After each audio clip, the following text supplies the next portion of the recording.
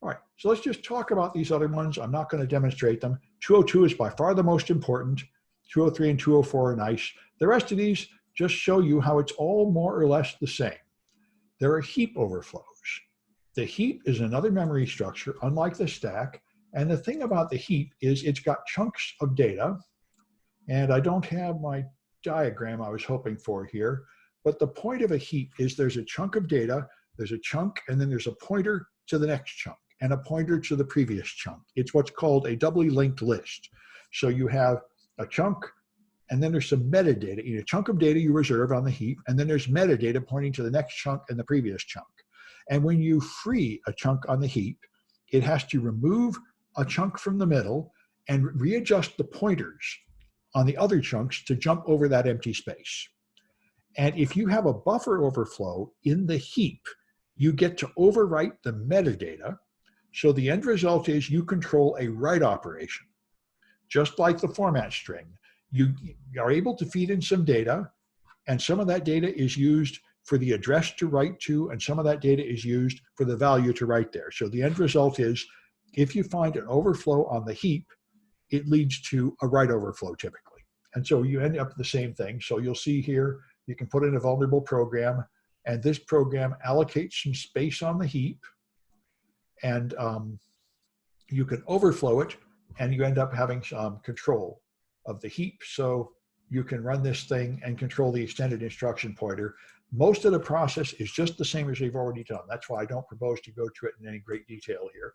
It's just you're exploiting a different area of memory. So this is the very simple heap overflow where you just overflow into another variable that's used as a pointer. Here's one where you have the data overwrite. And here's one with return-oriented programming. I'll mention it. Unfortunately, I don't think it works in modern versions of Windows. Here, no, it's not Windows. Here you're using Linux, but you have to use this special Linux machine, which is very tiny. This is actually bloody awesome. There's this Linux distribution called Alpine that I learned from this, which is incredibly small. So you download a 30 megabyte image, you can run it in VMware, and it's a totally running Linux machine. I've used this to make some CTF problems. It's bloody awesome.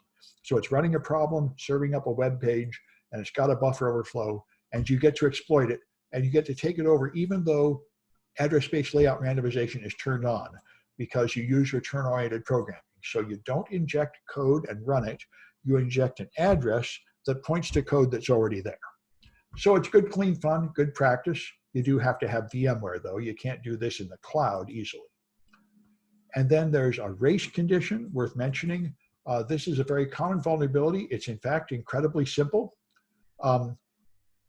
This, by the way, last week or the week before, they found this is true of almost every antivirus product. Antivirus products all have a simple logical flaw. They scan your machine, they check every file to see if it's malicious, so the scanner comes through and says this file is malicious.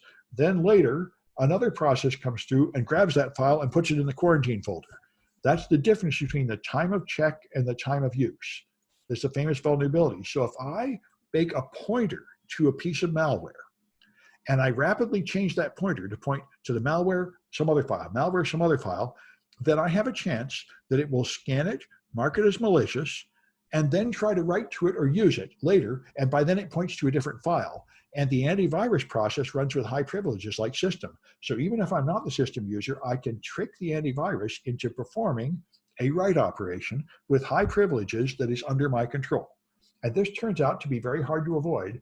So here's a simple example. You take your Linux machine and make a low privileged user. Then you install a program here, which will print a file if you have access to it, but it checks at one time and then it waits with a loop here, and then it uses it later. So if you can flip what file it's pointing to, you can trick it into checking and deciding, do you have right to see this file because it's in your home folder, but when it actually prints it, it's pointing to a different file, so you can see a file that's secret. So that's all that happens here. It's an old, classic, simple trick, but you're able to find C programs. Like here, I have public information, and after a while, I'll see the secret information, just at random. I'm flipping back and forth between two pointers, but sooner or later, I'm lucky, and it points to one I can see when it checks, and the one I'm not supposed to be able to see when it uses it. So that's, and then there's a intro to 64-bit assembler here where you can write some assembly code and understand how syscalls work in 64-bit code, which is useful, especially if you're into the detailed assembly language, like in that that book, the famous book, Shellcoder's Handbook. This is the kind of project where you practice writing shellcode a little bit there. I don't go as deep as the Shellcoder's Handbook does, but we go a little bit into it. So we're just coming up on noon. Well, at noon for me, I guess it's almost 1 where you folks are. So I'm going to stop talking until for 40 minutes. I'll get off and eat some lunch, and you guys can too. I'll keep an eye on the chat in between, but I'm going to stop this recording